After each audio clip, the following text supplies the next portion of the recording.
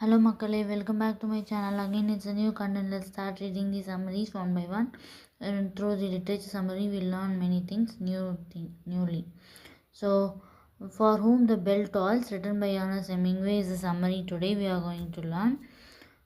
The novel set during the Spanish Civil War 1936 to 1939 and follows Robert Jordan, an American volunteer fighting for the Republican side against the fascists. So ஃபேசிஸ்ட்க்கு அகெயின்ஸ்டாக Robert ஜார்டன்ன்ற ஒருத்தர் வந்து அமெரிக்காவில் வாலண்டியராக fight பண்ணியிருக்காரு.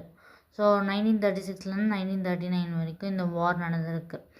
Jordan is sent an dangerous mission behind enemy's lines to blow up a bridge in order to prevent fascist reinforcement from reaching the battlefield. So இதில் வந்து என்ன சொல்கிறாங்கன்னா, ஜார்டன் வந்து ஒரு டேஞ்சரஸான வாரில் வந்து சிக்கிட்டு இருக்காரு. அது எப்படி இந்த பேட்டில் ஃபீல்டு ரீச் ஆகுது அப்படின்றத பார்க்கலான்னு இருக்காரு.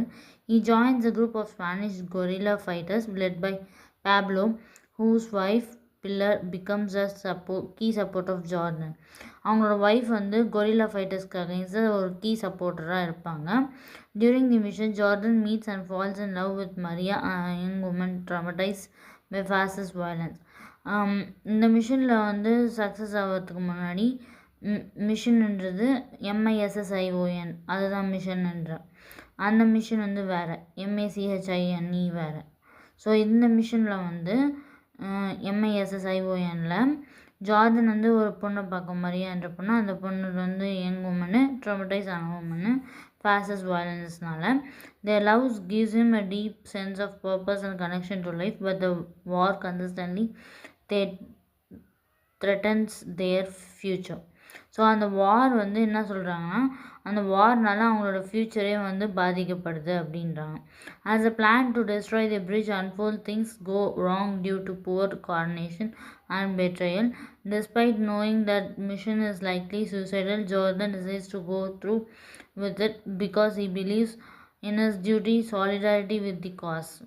ஸோ இதில் வந்து என்ன சொல்கிறாங்கன்னா, மிஷன் வந்து ராங்காக போகிறது, டைரக்ஷனே மாற்றி கூட்டிகிட்டு போகுது, நம்ம எதை நோக்கி போயிட்டுருக்கோன்ற ஒரு கன்ஃபியூஷன் அவருக்கு கொடுத்துருக்கேன்.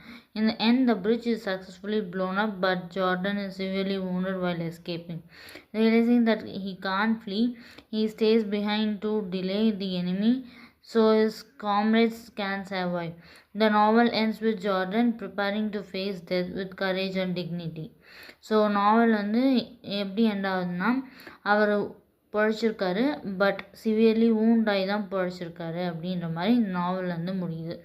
ஜார்டன்ன்றது வாரை சக்ஸஸ்ஃபுல்லாக ப்ளோன் அப் பண்ணிவிட்டு, realizing that he can behind to delay the enemy so his comrades can survive. காம்ரேட்ஸ்னால் ஃப்ரெண்ட்ஸ், அவங்க எல்லாருமே வந்து சர்வைவ் பண்ண முடியும் இவர் டிலே பண்ணியிருந்தார்னா அப்படின்னு ரியலைஸ் பண்ணி அந்த வாரை வந்து முடிச்சிருப்பாங்க. மேஜர் தீம்ஸ் வந்து வார் and sacrifice, love in times of violence, individual versus collective responsibility, mortality and dignity, human solidarity. So இதெல்லாம் மக்களே தீம்ஸு. அப்புறம் இந்த ஸ்டோரி நல்லா இருந்ததில்ல, For Whom the Bell Tolls, written by Ernest Hemingway. So இது மாதிரி நிறைய லிட்ரேச்சர் சம்மரிஸ் பார்க்கணுன்னா என் சேனலில் சப்ஸ்கிரைப் பண்ணிக்கோங்க. தேங்க்யூ மக்களே, அடுத்த வீடியோவில் பார்ப்போம்.